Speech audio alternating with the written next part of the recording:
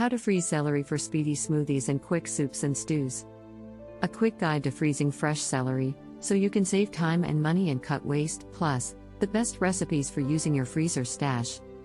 There's a handful of celery-focused dishes, including soups, salads and stir-fries, but most recipes require only a few stalks, which means you may have extra just waiting to be forgotten and eventually tossed.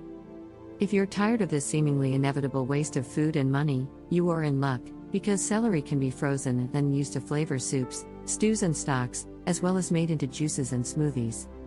Read on for a step-by-step guide to freezing fresh celery, and make the most of it. Wash and chop first.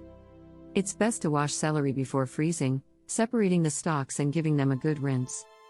Next, trim and chop the celery, preferably into whatever size or shape makes sense for how you plan to use it. Celery that's been frozen isn't as crisp and easy to cut as fresh, so taking the time to chop it now will save you trouble later. Pictured recipe: cream of celery soup. Blanch for best results. Celery can be frozen without first being blanched, but this extra, easy step helps preserve the vege's color, flavor and texture. Blanching also gives celery more staying power, so it can be frozen for up to a year. Unblanched celery can only be frozen for up to 2 months. To blanch, bring a pot of water to a boil and fill a bowl with ice water. Blanch celery in the boiling water for about 3 minutes, then plunge into the ice water to stop the cooking, drain and let dry completely. Learn the best way to freeze fruits and vegetables here. How to freeze celery.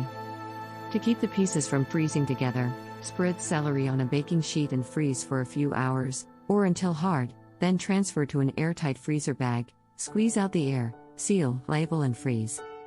This two-step freezing process makes it easy to pull out exactly the amount of celery you need, rather than defrosting a whole bag. Pictured recipe: Jason Mraz's avocado green smoothie. How to thaw and use previously frozen celery. There's no need to thaw celery before using, simply add it whatever you're cooking straight from the freezer. Celery contains a lot of water, which is why it's so crisp and hydrating. Unfortunately, celery loses some of that crispness when frozen, which is why previously frozen celery is best used in soups, stews, stuffing and stock, where it contributes flavor more than texture. It also works in smoothies and juices. You may want to hold on the salads and crudité, where the crispness will be missed. Can people with diabetes eat pasta? A registered dietitian shares how this popular high-carb food can still be enjoyed on a diabetes-appropriate meal plan.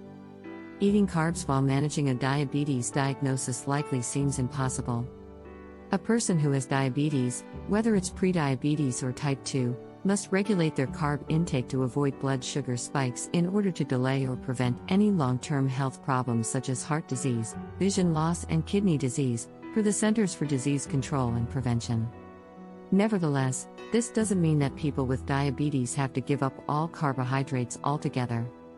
There are methods people with diabetes can follow when it comes to eating high-carb foods, including pasta, while keeping blood sugar levels in check. Related: can you eat carbs when you have diabetes?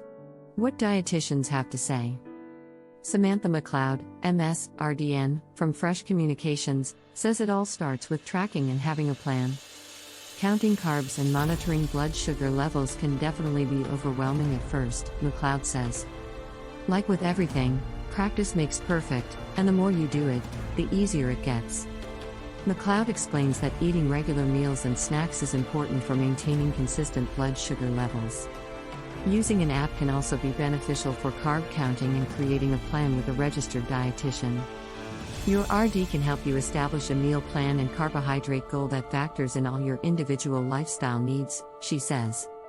If pasta is a favored food and still a priority within your new meal plan for diabetes, here are the few things McLeod says to keep in mind. Look for high-fiber solutions. Managing diabetes means paying closer attention to your blood sugar levels. Different foods affect your blood sugar levels differently.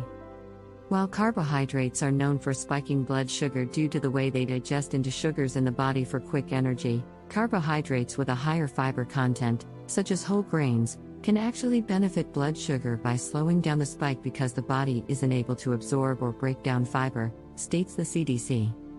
Because of how high fiber foods benefit people with diabetes, McLeod says reaching for high fiber pasta options may be the key to maintaining blood glucose while still enjoying pasta. Individuals with diabetes should choose to enjoy whole grain pasta options, due to higher fiber content than regular pasta, and be conscious of their portion sizes, she says. Research confirms this. In a 2022 randomized study in nutrition, metabolism, and cardiovascular diseases, eating low-starch high-fiber pasta reduced postprandial glucose elevation compared to eating standard pasta for healthy participants and those with type 2 diabetes. Add protein and veggies to your dish.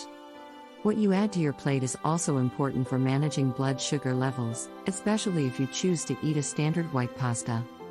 McLeod suggests adding lean protein and veggies to your pasta dish to add another boost of fiber as well as satiating protein. Protein foods, such as chicken, fish, eggs, nuts and even cheese, have a minimal impact on glucose levels during digestion, for the Joslin Diabetes Center. These foods are also slowly digested in the body, keeping you feeling fuller for longer periods of time, while also keeping those blood sugar levels in check.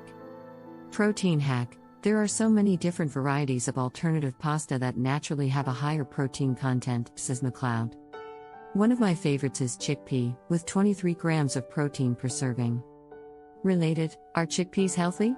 Here's what a dietitian says. Avoid eating pasta alone.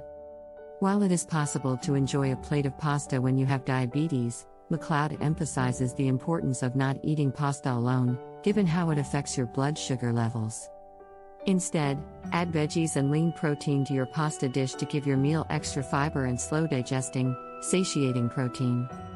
However, if you aren't serving pasta as the main event, McLeod says to follow the typical diabetes plate method from the American Diabetes Association.